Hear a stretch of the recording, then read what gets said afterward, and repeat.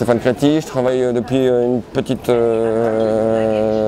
fait 20 ans que je travaille dans la bande dessinée. J'ai beaucoup travaillé chez Delcourt, j'ai travaillé sur le comics Star Wars chez Dark Horse il y a maintenant 4 ans, 5 ans. Et nouvelle aventure chez Bambou, enfin chez Dracou avec Christophe Orleston, la nouvelle collection, la nouvelle maison d'édition vient de se créer.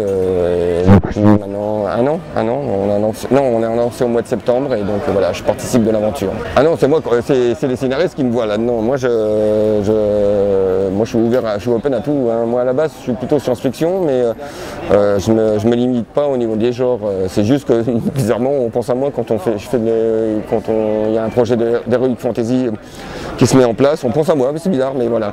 Mais maintenant je me limite pas à ça. J'aime ça, mais j'ai d'autres projets qui sont moins orientés fantasy, donc je pense parce que j'en fais depuis longtemps. Et puis on est un petit peu, c'est un peu le danger, c'est de se retrouver coincé dans une boîte. Donc voilà, et souvent, moi j'en fais depuis maintenant 20 ans. Même si j'ai fait d'autres choses entre temps, en 20 ans de carrière, j'ai fait surtout de l'heroic fantasy, enfin de la fantasy. Ah bah oui, de toute manière c'est un métier, si on ne l'aime pas, il faut faire autre chose. Oui, moi j'aime ça, mais je ne veux pas me retrouver limité dans un genre. C'est pas tellement la thématique qui pourrait influer mes choix, c'est plus l'écriture. Donc la manière d'écrire une histoire, alors que ce soit polar ou autre, il y a des genres qui m'attirent comme ça, mais ex nihilo, sans y réfléchir.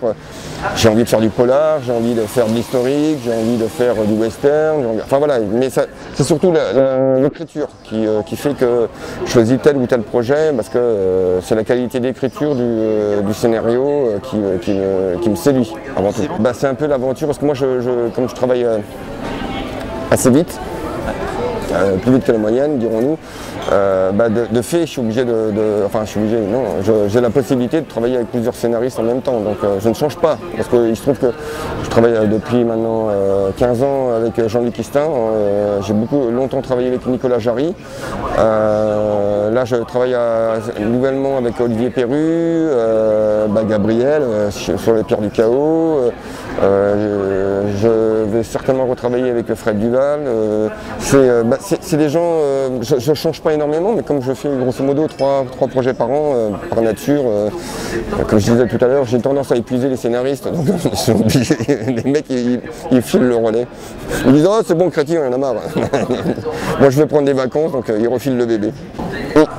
C'est tout un ensemble. Alors déjà, on va parler uniquement du projet, parce que moi j'aime l'écriture de Gabriel Katz. Je ne le lisais pas en tant que romancier, mais quand Christophe m'a sollicité et qu'il m'a proposé ce scénario, j'ai aimé sa qualité d'écriture, qui est à la fois, pas complexe, mais qui est fournie, mais qui tend vers la simplicité. C'est-à-dire que la simplicité, c'est souvent la chose la plus difficile à faire.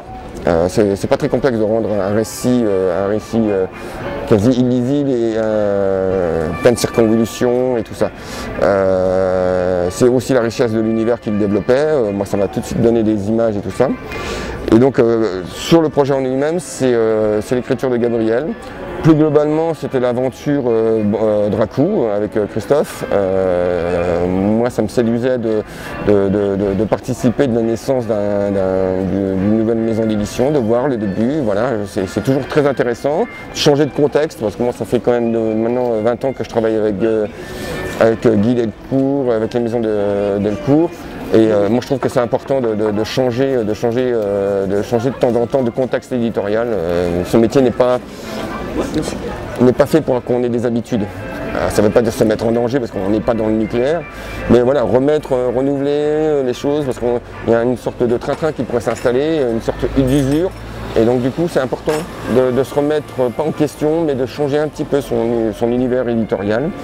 Et puis accessoirement, donc la troisième strate qui a fait que j'ai sauté le pas, ça fait longtemps que j'avais envie de bosser avec Olivier Sulpice, donc le patron de Bambou. C'est une maison d'édition qui a des très bons échos, ne serait-ce qu'au comportement par rapport aux auteurs. En ce moment c'est un peu sensible cette question. Et j'avais envie de travailler avec Olivier, parce que j'ai des copains qui travaillent déjà chez Bambou depuis quelques années, qui me disaient viens, tu vas voir, c'est quand même très très sympa. Donc je me suis dit, bah tiens, voilà, ça fait une expérience aussi.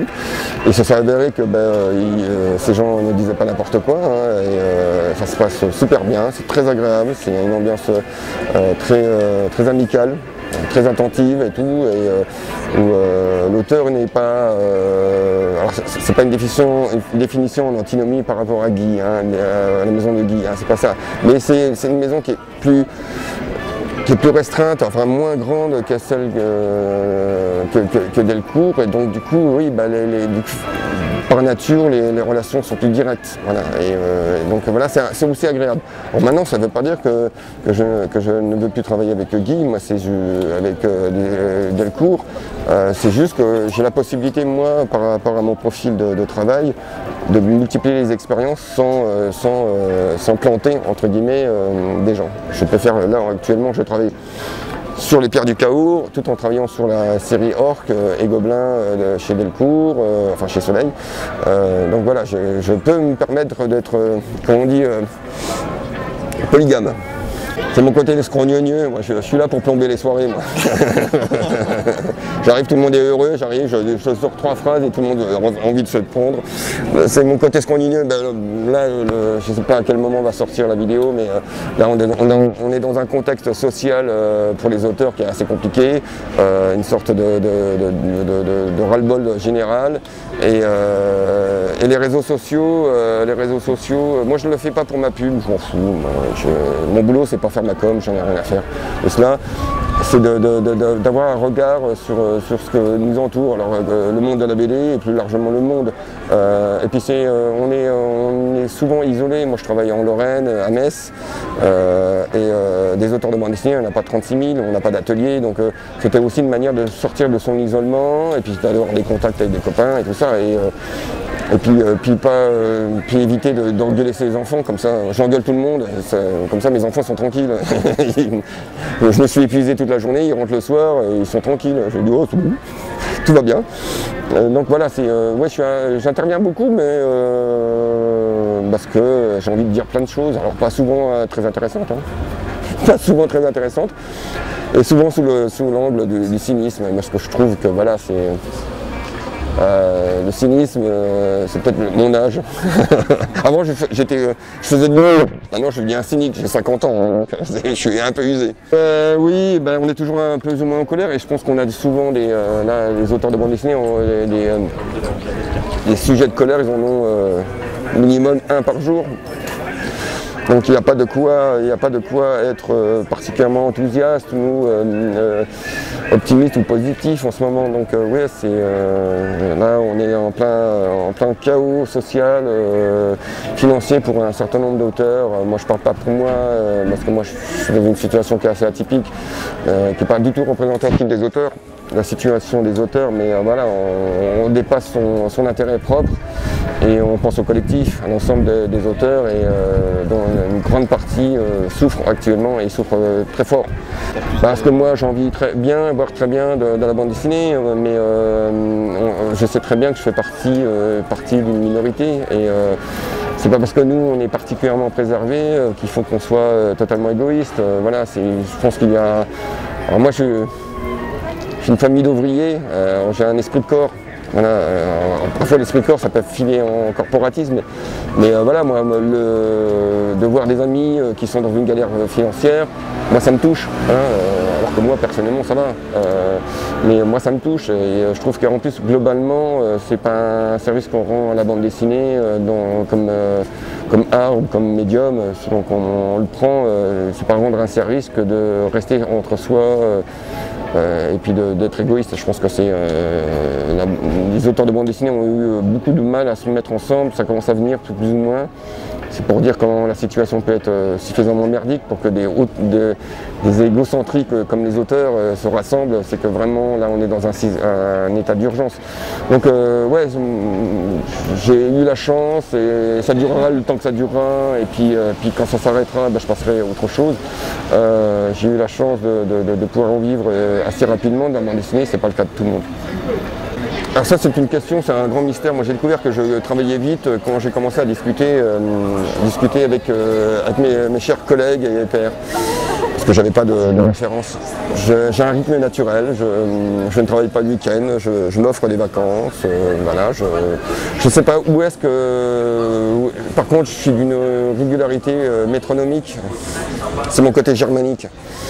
C'est-à-dire que je suis d'une régularité métronomique dans le sens où mes horaires de travail sont sacrés. Voilà, et je travaille tous les jours, je n'attends pas l'inspiration.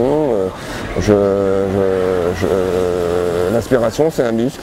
C'est comme tous les muscles, il faut l'entraîner et il faut le servir. J'ai un rythme naturel comme ça, je ne bâcle pas. Alors, si mes dessins sont moches, c'est pas parce qu'ils sont bâclés, c'est parce qu'ils sont moches, foncièrement. Et je ne sais pas du tout. Je sais pas du tout, je sais que je suis... Ce qui pourrait faire la différence entre différents auteurs, c'est que moi, du lundi au vendredi, c'est boulot, c'est du boulot. Alors moi, je fais 10 heures à 11 heures de travail par jour sur ma bande dessinée, mais comme beaucoup, et je pense que même je ne suis pas celui qui bosse le plus. Et mais en même temps, on dessine. Je suis chez moi, je regarde des films, je dessine. Je suis pas au fond de la mine. J'ai aucun loisir, moi.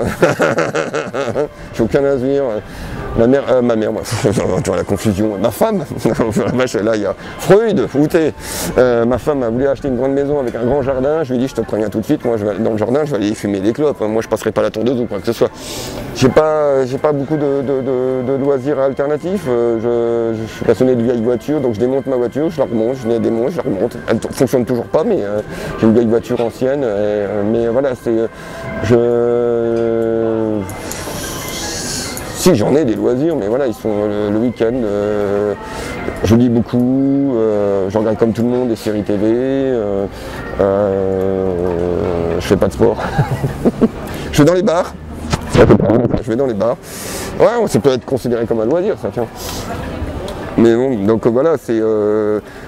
Par contre, tout ce qui est, dès que la bande dessinée, le travail de bande dessinée est fini, enfin le travail de la journée est fini, je ne lis plus de BD maintenant. Parce que voilà, c'est à un moment on devient autiste, rester dans un secteur, je pense qu'on a besoin, nous, en tant qu'auteur, d'aller chercher de l'inspiration en dehors de la bande dessinée. Donc ma femme est archéologue, donc on fait beaucoup de choses culturelles, voilà, mais qui me nourrissent, mais inconsciemment.